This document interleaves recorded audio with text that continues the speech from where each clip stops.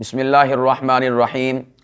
عزیزان محترم، جامع ترمذی ابواب النکاح باب ما جاء فی الولیین یزوجانی، حدیث نمبر 1091 میں حضرت سامورہ بن جندب رضی اللہ تعالیٰ عنہ روایت کرتے ہیں ان رسول اللہ صلی اللہ علیہ وسلم قال، کہ رسول اللہ صلی اللہ علیہ وآلہ وسلم نے ارشاد فرمایا، ایما امرأۃ زوجہا ولیان فہی للاول منہما، جب کسی عورت کی شادی اس کے دو ولی کر دیں تو پہلے ولی کے کیے گئے نکاح کے مطابق ہی اس کی شادی ہوگی۔ ومن باع بیعا من رجلین فہو للاول منہما، اور جس شخص نے کوئی چیز دو خریدنے والوں کو بیچی تو پہلے والے کے لیے ہی اس کا سودا ٹھیک ہوگا۔ اس حدیث پاک میں نبی پاک صلی اللہ علیہ وسلم نے دو مسئلے بیان فرمائے ہیں۔ نمبر ایک مسئلہ تو یہ بیان فرمایا ہے کہ اگر کسی لڑکی کے دو ولی ہوں، یعنی دو سرپرست ہوں اس کے، تو اب یہ دونوں جو ہیں اولیاء اس لڑکی کا نکاح دو مختلف جگہوں پر کر دیتے ہیں، تو اب ان میں سے کس نکاح کا اعتبار ہوگا، کس رشتے کا اعتبار ہوگا، کس شادی کا اعتبار ہوگا؟ تو یہاں پر یاد رکھیں کہ اگر ولی دونوں کے دونوں ہم مرتبہ ہیں، یعنی جس طرح بھائی ہوتے ہیں، دو بھائی کسی لڑکی کے سرپرست ہوں، تو یہاں پر جس بھائی نے پہلے جہاں پر نکاح کیا ہے تو وہیں پر نکاح منعقد ہوگا دوسرے بھائی کا کیا گیا نکاح جو کہ اس نے دوسرے نمبر پر کیا ہے، تو وہ نکاح منعقد نہیں ہوگا۔ تو خلاصہ اس کا کیا ہوا کہ اگر ایک ہی مرتبے کے دو ولی جیسا کہ دو بھائی اگر کسی لڑکی کا نکاح کہیں پر کر دیتے ہیں تو جس بھائی نے، جس ولی نے پہلے نکاح کیا ہوگا اس کا نکاح تو برقرار رہے گا، اس کے رشتے کا، اس کے نکاح کا، اس کی شادی کا اعتبار ہوگا، اور دوسرے کی شادی کا، دوسرے کے نکاح کا کوئی اعتبار نہیں ہوگا۔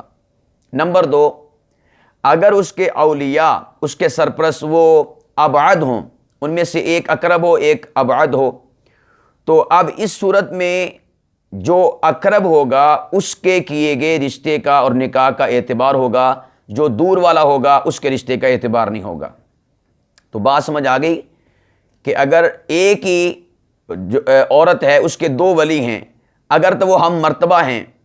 تو اس صورت میں پہلے والے کا اعتبار ہوگا، اور اگر ہم مرتبہ نہیں بلکہ ایک قریب ہے ایک بعید والا ہے تو قریب والے کا اعتبار ہوگا۔ نمبر دو، کہ اگر کسی شخص نے ایک ہی شے کسی دو آدمیوں کو بیچ دی تو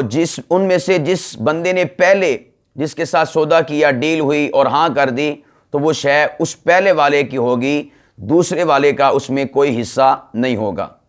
یعنی ایک ہی شے تھی، کسی آدمی نے جو ہے دو آدمیوں کو بیچ دی۔ اس کی مثال سمجھیے، ایک آدمی دکان پہ سودا لینے کے لیے آیا،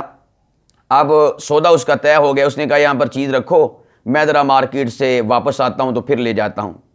اب ایک دوسرا بندہ آ گیا، اس نے کہا جی فلاں چیز ہے، اس نے کہا جی ہے، اور یہ وہی چیز تھی جو پہلے بندے کے ساتھ سودا ہو چکا تھا۔ اب اگر یہ شخص اس کے ساتھ بھی معاملہ طے کر لیتا کہ ٹھیک ہے ابھی میں آپ کو دیتا ہوں،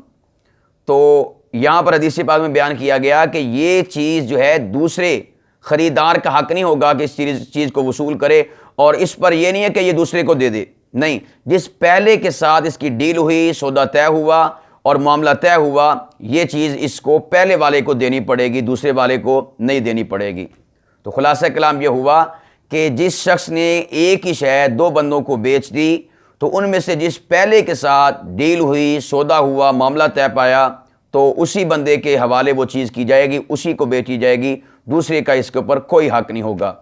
تو یہ حدیث پاک میں مسئلہ بیان کیا گیا تھا، دو مسئلے بیان کیے، ایک عورت کی شادی کے حوالے سے اور دوسرا ایک چیز جو فروخت کر دی جائے اس کے حوالے سے۔ اللہ سبحانہ و تعالی ہم سب کو شرعی اصولوں کو اور شرعی ضابطوں کو سمجھنے کی توفیق عطا فرمائے۔ وما علینا الا البلاغ المبین۔